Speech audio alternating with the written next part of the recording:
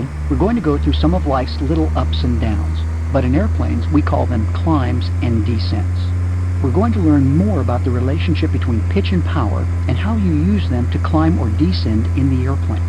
We're also going to learn a little bit about the flaps and how you use them. As always, because this is a simulator, we'll use the attitude indicator as our primary reference instrument, so take a look at it to see what it's telling you. It shows that we're in a straight and level flight attitude. A quick scan of the other instruments will confirm this. Check the tachometer on the lower right-hand corner of the instrument panel for the power setting. This shows your current power setting is about 2,400 RPMs. Climbing an airplane consists of 3 steps. First, we'll establish the proper pitch attitude. In this airplane, that's about 12.5 degrees nose-up pitch. Next, we'll apply power, as in push the throttle forward. Then we'll trim the airplane. Anytime we enter a climb, we always, and that is always, do these 3 steps in this order. We change the attitude first, then power next, then trim last. Think of this as a mantra, and your aviation kung fu will always be strong. Watch as I demonstrate a climb to 4,000 feet now. Pay attention to how I adjust the attitude first, then power next, and finally the trim last. I begin by raising the nose to an attitude that I know from experience is proper for the climb. In this case, it's approximately 10 degrees nose-up pitch. I push the throttle all the way in because in most small airplanes we always climb with full power. As the nose comes up, the airspeed begins to decrease. To learn about why this happens, read the ground school section on climbs and descents. When the attitude selected gives me 75 knots, I give it enough nose-up trim to hold the airplane in this pitch attitude. And that's it. No smoke or mirrors involved here. Besides, this is a no-smoking flight. Each airplane has a speed at which it will climb most efficiently. The manufacturer normally determines this for you. In this airplane, it's between 70 and 76 knots. But we'll use 75 knots because that number is easier to find on the airspeed indicator. As the airplane approaches within 200 feet of the assigned altitude, I begin leveling off into straight and level flight again. Remember, attitude, power, and trim in that order. I gently push the nose over to level off, thus selecting a straight and level flight attitude on the attitude indicator. Next, I adjust the power, but since I want to accelerate to cruise speed, I'll leave it at full power until reaching a cruise speed of 100 knots.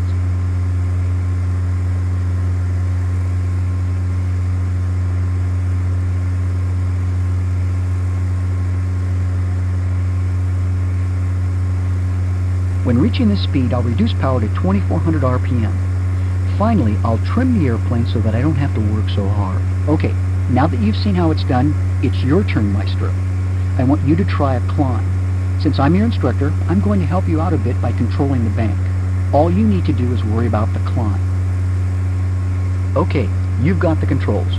Begin by selecting the proper attitude for a climb, which is about 12.5 degrees of nose-up pitch, which is between the second and third hash marks on the attitude indicator. As you do this, I want you to add full power. Yes, you can do this as soon as you start raising the nose. Make small, and I do mean small, adjustments in pitch to give you a climb speed of 75 knots. If the airspeed is too slow, then lower the pitch attitude a degree or 2. If the airspeed is too high, then raise the pitch attitude a degree or 2. Remember, attitude, power, and trim in that order.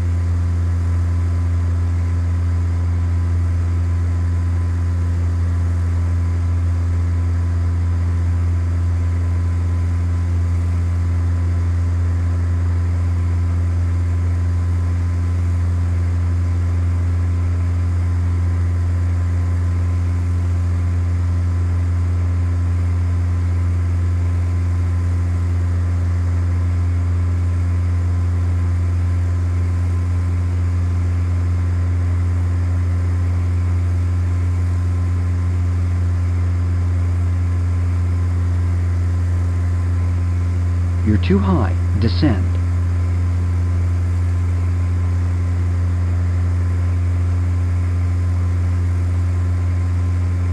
Excellent job.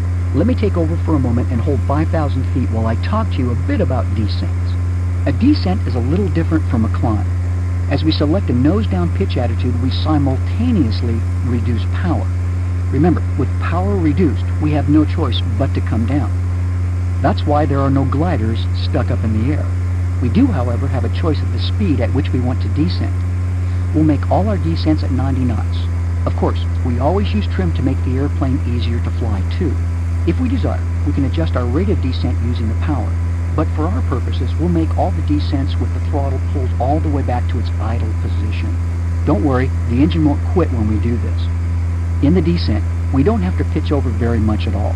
In fact, we'll almost never need to pitch down more than about 2 or 3 degrees below the horizon. With all that in mind, I think you're ready to try a descent. Remember, think attitude, power, and trim. Also remember that, with the power reduced to idle, you'll need to make a small adjustment in the attitude to give you an airspeed of 90 knots. If you're going down too fast, raise the nose just a bit, hold it there, and see what happens to the airspeed.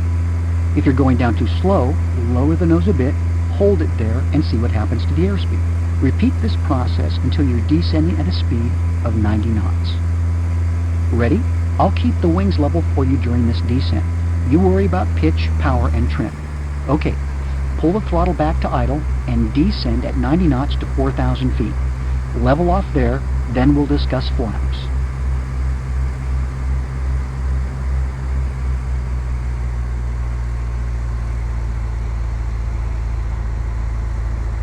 Pull the throttle back more.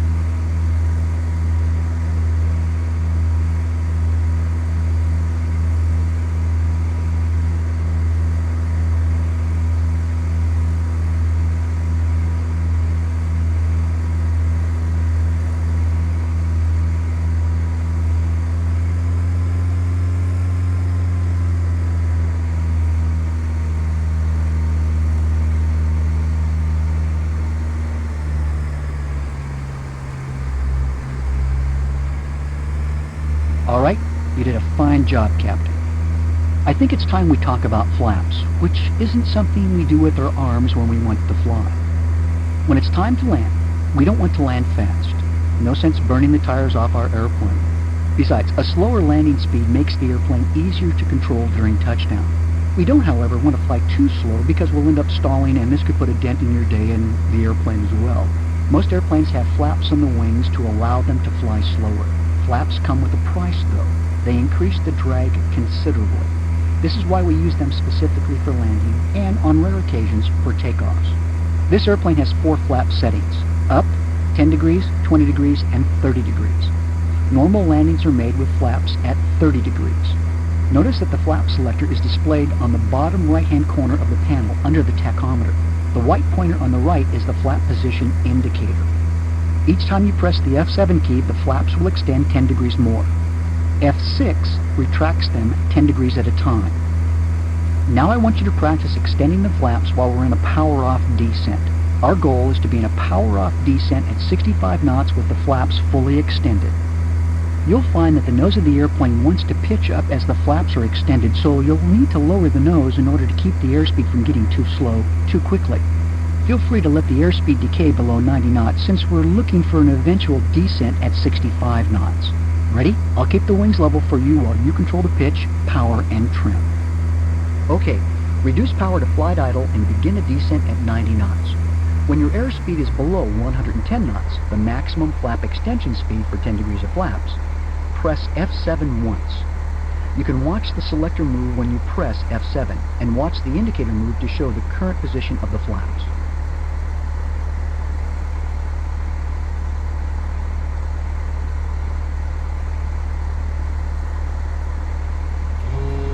Press F7 again as the airspeed slows to 85 knots, and one last time at 75 knots. Now you have full flaps extended. Adjust the pitch to maintain 65 knots of airspeed. You'll need to get that nose fairly low to maintain a speed of 65 knots. Make sure you trim to keep the airplane at the desired attitude and airspeed. Now I want you to add a little power and reduce your rate of descent on the VSI to 500 feet per minute. Use the pitch to control the airspeed and the power to control the rate of descent. You should find that around 1800 RPM will maintain that rate of descent. This is excellent practice for the landing approach that we'll be studying in an upcoming lesson. You need to be able to control the rate of descent as you approach the runway. Using power allows you to do this. When we reach 3,000 feet, I want you to transition from a descent with flaps to a climb. This will be quite a challenge for you, but I think you can do it. Remember, I'm keeping the wings level for you here. Okay, here's what I want you to do. Raise the nose to climb attitude and simultaneously add full power to climb. Now, don't let the nose come up more than 5 degrees above the horizon at first. You'll need to apply a lot of forward pressure on the joystick. Now we need to begin raising those flaps, so press the F6 key once to retract the first 10 degrees of flaps. Let the airplane stabilize and begin to accelerate, then press the F6 key again. Keep the airplane at a lower 5-degree pitch-up attitude so that it will accelerate quickly. Pull back on the stick. Now, press the F6 key again to get rid of the last 10 degrees of flaps and adjust the attitude to give you a climb speed of 75 knots. Finally, trim for a climb speed of 75 knots. Congratulations! You've just simulated making a missed approach from a landing, which is what you would do if you get to the runway and there's something else on it, like another airplane. Okay, let's climb back to 5,000 feet and we'll turn to a heading of 270 degrees. I've got the airplane, so kick back while we climb to altitude.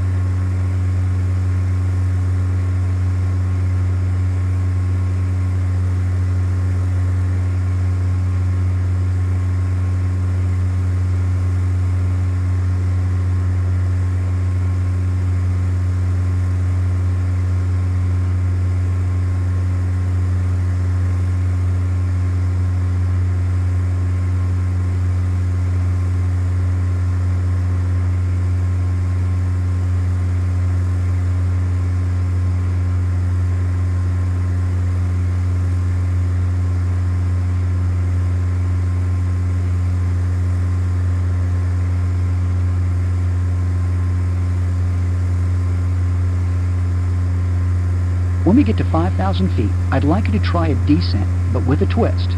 I want you to make a descending turn to the right. This means that you'll not only need to adjust the pitch to maintain an airspeed of 90 knots, but you will also have to control the bank as well. Up till now, I've kept the wings level, but it's your turn to do it all. Just like in level flight, when you enter a turn, you'll have to change the back pressure on the joystick to maintain the desired airspeed.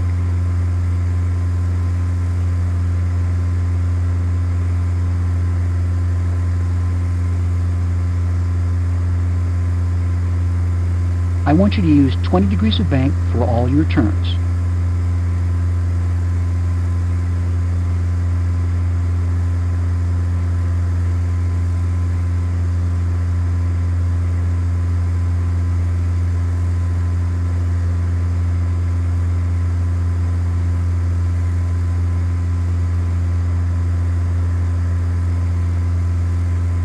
Okay, we're coming up on 5,000 feet while flying a heading of 270 degrees. I'm giving you control of the airplane. Ready?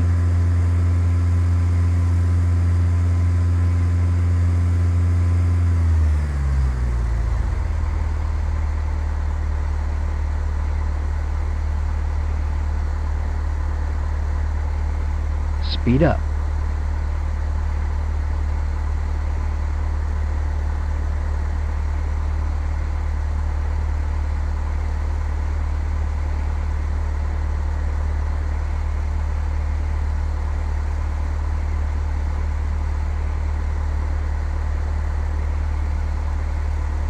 Bank the wings more.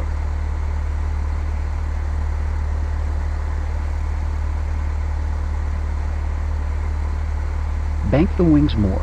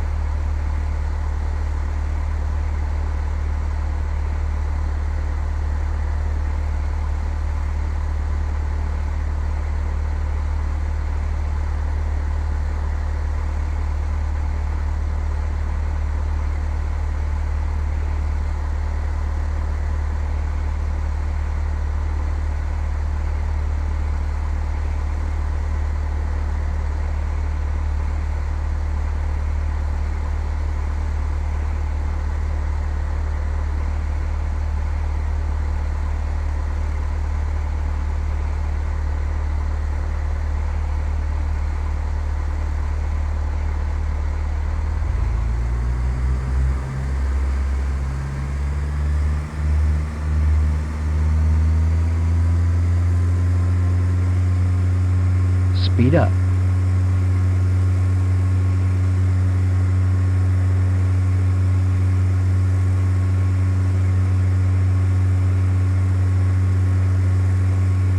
You're too high. Descend.